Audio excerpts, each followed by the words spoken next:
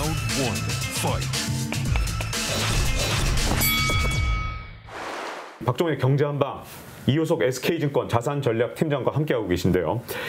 자, 이제 주식시장 전망에서도 굉장히 중요한 것 중에 하나, 그리고 또 세계경제에 어떻게 보면 이 바로미터 같은 역할을 해주는 게 유가인 것 같은데 유가에 대해서 좀 본격적으로 좀 여쭤보고 싶어요. 그래서 뭐 유가 이게 굉장히 중요한 신호라는데 왜 유가가 이렇게 중요한 신호가 되는 건가요? 이제 저희가 이제 그 시장을 전망함에 있어서 아까도 이제 금리에 대해서 강조를 말씀 많이 드렸고, 근데 이제 금리에 영향을 주는 게 뭐 성장이 높아지면, 성장을 많이 하면은 돈의 가치가 올라가니까 금리가 올라가는 거고요. 그리고 인플레이션이 올라가면 또 금리가 올라가는 거거든요. 네. 그런 측면에서 보면은 성장이 된다는 건 백신이 나오면은 와 성장하겠다 이러면서 이제 올라갈 수 있는 거고, 유가가 이제 바로미터가 되는 거는 인플레이션입니다. 그래서 유가가 올라간다라고 보면은 인플레이션이 생길 수 있다라는 생각을 할 수 있는 거고, 그러면 금리가 올라가겠네라는 두려움 때문에 주가가 빠질 수도 있겠다 이런 생각을 할 수 있다라는 측면에서 유가를 많이 보시는 것 같아요. 저도 마찬가지로 굉장히 중요하게 보고 있고요. 네, 어느 정도 유가가 지금 현재 좀 마지노선 같은 역할을 할까요? 자, 근데 이것도 마찬가지로 이런 비유를 한번 드려볼게요.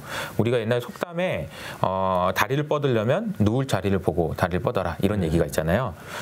누울 자리를 보고 다리를 뻗어라는 얘기는 뭐냐면, 만약에 올해 3월달 같은 그런 상황이었고 모든 사람들이 두려움에 떨고 공포에 떨고 그런 상황이었다면 유가가 50불을 넘어서면은 굉장히 부담됐을 거고요. 네. 금리가 1%, 미국 금리 기준으로 1%만 넘었어도 굉장히 부담됐을 겁니다. 네. 왜냐하면 사람들의 심리가 꽁꽁 얼어붙어서, 그때는 기억해 보시면 알겠지만 모두가 자기 호주머니에 들고 있는 달러를 안 내놔가지고 달러가 시장이 돌아다니지 않으니까 달러가 너무 갑자기 강세가 되고 막 그런 현상들도 나타났잖아요.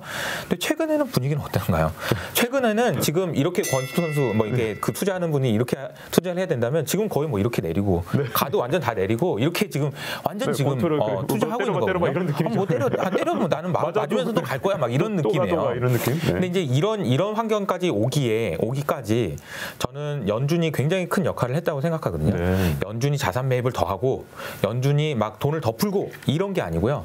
연준이 계속해서 뭔가 부양책에 대한 시그널을 주고 뭐 AIT라는 개념을 도입해가지고 사람들한테 안심을 시키고 그런 것들을 통해서 사람들이 점점 마음이 노근노근해지면서 위험 자산에 대해서 조금 오픈마인드가 됐다라는 거예요. 네. 그러면서 지금은 버퍼가 상당히 커져 있다라고 말씀드릴 수가 있을 것 같습니다. 비유를 들자면 연준이 하는 일은 막 모닥불이 꺼져가는 와중에 여기다가 이제 불씨를 하나 살려가지고, 코로나 때문에 다 꺼질 뻔했던 거를 불씨를 하나 살려가지고 이렇게 조용히 이렇게 바람 안 맞게 이렇게 하고 있었던 거예요. 근데 지금은 들불처럼 지금 불이 나버린 거죠. 그런 상황이 돼버렸기 때문에 이번에는 좀 체력적으로 좀 이제 좀 과거보다는 훨씬 더 커졌다라고는 볼 수 있는데, 그럼에도 불구하고 유가가 만약에 여기서 50불을 넘어가고 더 막 유가가 올라가고 금리도 막 계속 올라가고 그러면 분명히 부담 요인은 될 겁니다. 네. 그러면 지금 현재 백신이 뭐 조금씩 발표가 되고 그럴 때마다 유가가 들썩들썩 하던데, 맞습니다. 그 백신이나 이런 것들이 굉장히 큰 영향을 미치게 될까요, 앞으로도? 그럴 가능성이 높고요. 네. 백신에 대한 기대감. 근데 지금 글로벌리 모든 커머더티 자산, 그러니까 상품 가격들 중에서 가장 못 오른 자산이 유가예요. 올해 여전히 지금 올해 4월 달에 유가 수준이었던 40불 수준에서 50불 사이에 계속 유지되고 있는 상황인 거거든요. 그러니까 WTI 기준으로 지금 45불 정도에 있죠. 그리고 오늘 밤에 굉장히 중요한 이벤트가 있습니다. 오펙 플러스 회의라고 해서요. 이걸 지금 이게 여기서 지금 감산을 하고 있는 규모가 있는데, 이거 감산을 원래 당초에는 1월 달부터는 다시 감산하던 거 줄이고 다시 생산하자, 니네들도 먹고 살아야지 이렇게 했었는데, 감산을 그냥 좀 더 연장하자, 다시 말하면 유가가 너무 지금 더 올라야 될 것 같으니까 연장하자라는 의견을 회의를 하는 게 이제 오늘 저녁에 있습니다. 만약에 연장을 하게 되면 유가가 조금 더 오를 수도 상방이 열려 있는 거고요. 만약에 여기서 연장이 무산되면 유가가 아마 밑으로 내려갈 가능성이 있습니다. 네, 그러면 그러니까 위로든 아래든 가능성이 있는 거예요. 네. 아래로든 가능성은 또 뭐가 있냐면요. 네. 바이든 대통령이 되고 나서 네. 이란에 대해서는 조금 유화적인 스탠스를 취하고 있습니다. 네네. 그래서 이란이 지금 또 생산을 재개하려고 지금 뭐 이렇게 어깨를 지금 들썩들썩하고 이란 총리도 자꾸 바이든이 됐으니까 트럼프는 잊어버리자 막 자꾸 이런 얘기를 하고 있어요. 네. 그러니까 지금 생산하려는 준비가 있다라는 측면이죠. 네. 그런 측면에서 보면 유가는 좀 하방 압력이 좀 있다는 거고 다른 측면에서는 또 지난주죠. 굉장히 또 이례적인 그 외신의 이제 보도에 의하면 이스라엘 총리가 사우디에 갔다는 얘기가 들립니다. 그러면서 둘이 만나서 이게 지금 이란을 견제하기 위해서 바이든한테 이란 보고 생산하지 못하도록 해달라는 요구를 하기 위해서 둘이 모인 거 아니냐 막 이런 얘기도 있고. 그래서 사실 지금 바이든이 된 이후로 중동 지역에서 지금 자꾸 정상들끼리 만나서 이런저런 수덕수덕 얘기를 한단 말이에요. 근데 이게 무슨 잘 돼가지고 감산도 되고 이러면 좋겠지만 이게 예상하지 못한 그런 이벤트가 되면서 지정학적 리스크로 부각이 되거나 이럴 경우에는 또 유가의 상방 리스크가 될 수도 있다는 측면에서 유가는 지금 굉장히 중요한 기점에 있는 거라고 생각합니다. 네, 이 박정훈의 경제한방 보시는 분들을 위해서 한 번만 더 정리를 하자면 지금 이제 2020년 상반기에는 유가가 떨어질 때마다 주가가 폭락을 했기 때문에 많은 분들이 유가가 올라가야 좋은 거 아니야? 이렇게 생각하시는 분들 많을 텐데 유가가 오르면 왜 도대체 이걸 주가에서 뭐 우려해야 되는지 한 번만 정리해 주신다면 왜 그런 건가요? 앞서 말씀드린 대로 유가가 가장 디플레이션 압력이 심한 자산입니다.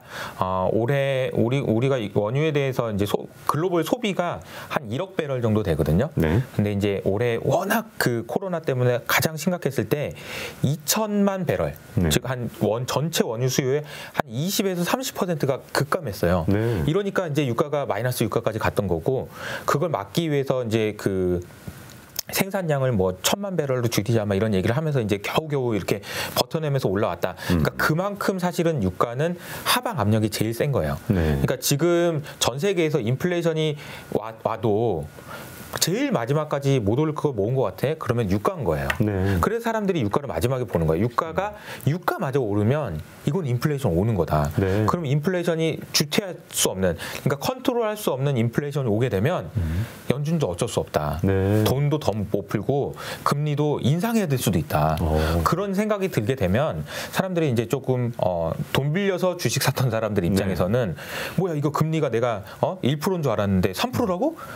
주식 팔아서 갚아야겠다 이런 생각을 할 수 있다는 거죠. 그래서 레버리지가 이렇게 해서 그러니까 대출 받아서 샀던 주식들이 다시 언와인 거꾸로 이렇게 돌아가는 과정에서 나타나는 현상들이 걱정된다라는 측면에서 이해하시면 좋을 것 같아요. 자, 그러면 적정한 유가는 어느 정도인가요? 예를 들어서 한 35달러에서 한 50달러 이렇게 보이는 것 같기도 하고. 네, 대충 40에서 50불 사이면 40에서 50달러. 그래도 이 정도면 뭐 괜찮아 이렇게 얘기할 수 있는 수준인 것 같습니다. 네, 만약에 근데 50달러를 넘었는데도 불구하고 연준에서 별다른 조치를 취하지 않는다. 좀 한 발 더 나아가서 여기까지 내다본다면 어떤 현상이 근데 이제 연준에서도 미리 얘기해둔 게 있잖아요. 네.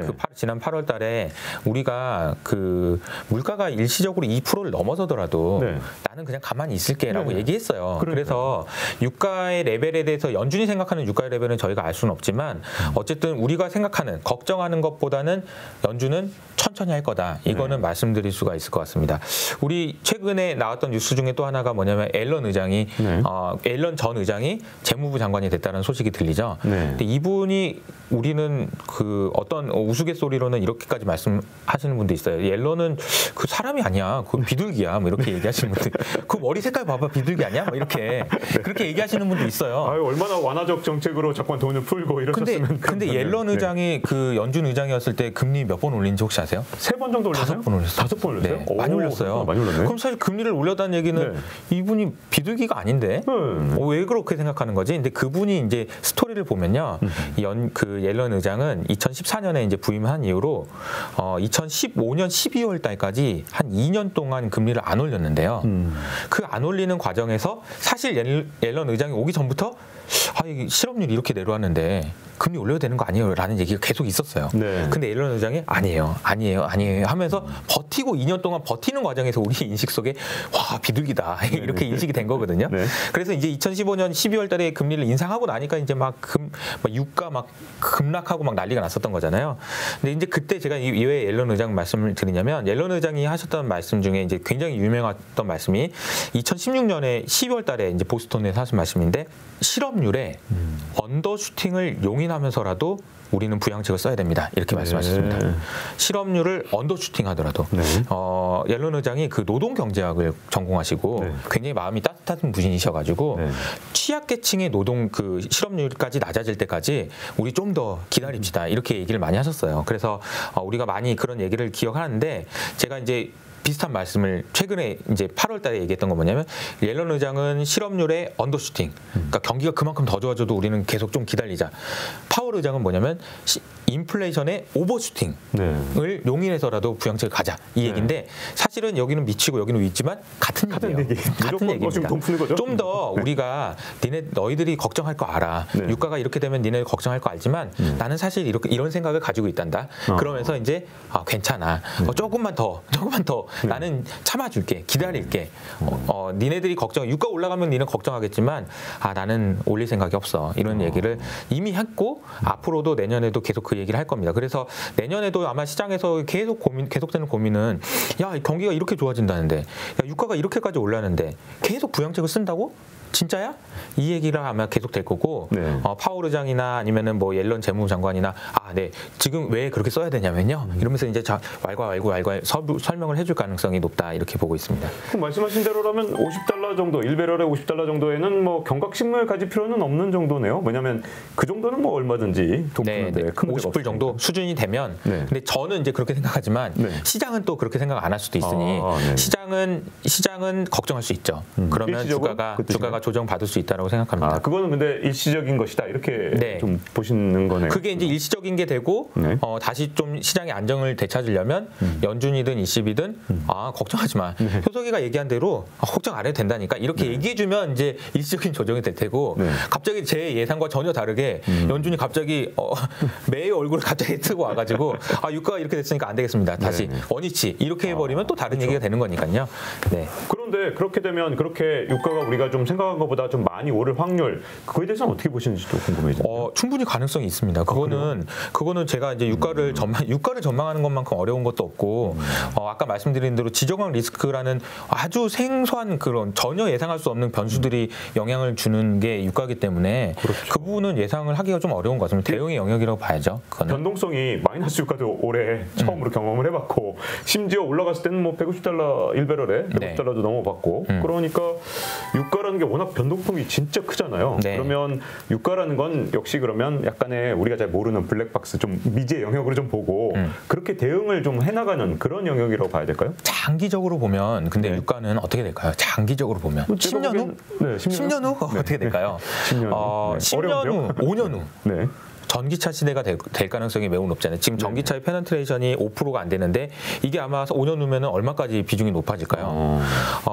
전기차가 이제 그 시장의 침투율이 굉장히 가속화되는 시점에 대한 고민을 많이 하시는데 저는 이거 되게 일상생활에서도 쉽게 아실 수 있는 것 중에 하나가 뭐냐면은 여러분이 전기차를 그러니까 차를 선택할 때 여러 가지 고민들을 많이 하시지만 그 중고차로 판다면 얼마에 팔 수 있을지도 고민을 하시죠.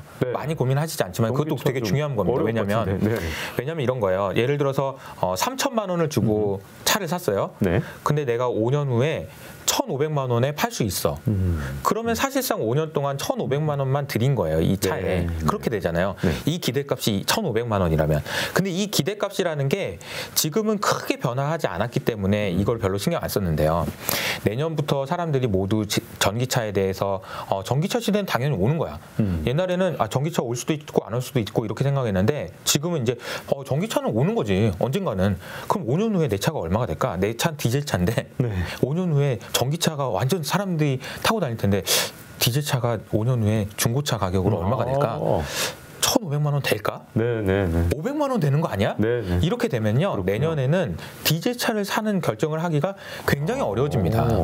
그러면은 전기차를 살려는 수요들이 이쪽에서 이쪽으로 확 넘어갈 수가 있어요. 네. 그 전기 중고차의 가격의 기대값이 낮아지는 것만으로도 이 사람들의 행태가 바뀔 수 있다는 거죠.